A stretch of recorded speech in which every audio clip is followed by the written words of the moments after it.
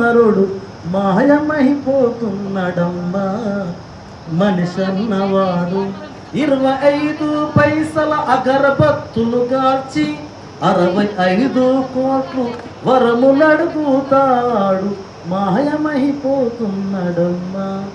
మనిషి అనేవాడు ఎంత స్వార్థంగా ఉన్నాడంటే నిలువెత్తు స్వార్థంతోనే ఉన్నాడు.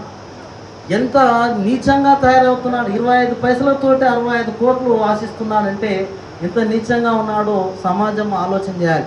కాబట్టి ఒక మనిషిగా పుట్టిన మనము, జ్ఞానం ఉన్నటువంటి మనము సమాజంలో ఒక మంచి ఆలోచనతో ముందుకెళ్ళాలని మీ అందరూ కూడా ఎంతో గొప్ప వ్యక్తులు అయ్యారని ఇక్కడికి వచ్చి చెప్తా ఉన్నారు. కాబట్టి మీ యొక్క జ్ఞానం ఉన్నటువంటి మీరు సమాజానికి చేతనివ్వాలి. ఎవరైనా చెడు మార్గంలో వెళ్తా ఉంటే అలాంటి చెడు మార్గంలో వెళ్ళనివ్వకుండా చూసే ప్రయత్నం మీరు చేయాలని నేను ఆశిస్తూ అవకాశం ఇచ్చినందుకు ధన్యవాదాలు తెలియజేస్తూ ముగిస్తా ఉన్నా.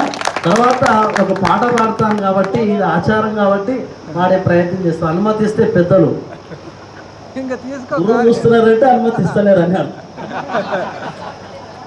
అట్లా సరే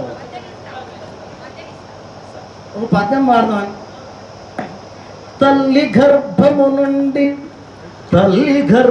నుండి ధనము తేడెవ్వడు వెళ్ళిపోయడినాడు వెంటరాదు. లక్షాధికారైన లవణమన్నమే గాని మెరుగు బంగారంబు మృంగబోడు. విత్తమార్జన చేసి విర్రవీగుటే గాని తుదలకు దొంగలకిత్తును దొరలకవును.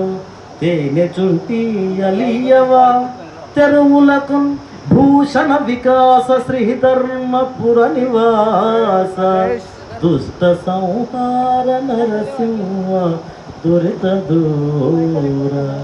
పద్యంలో ఉన్న అర్థం గ్రహిస్తురా? తల్లి గర్భంలో నుంచి ధనం తేడు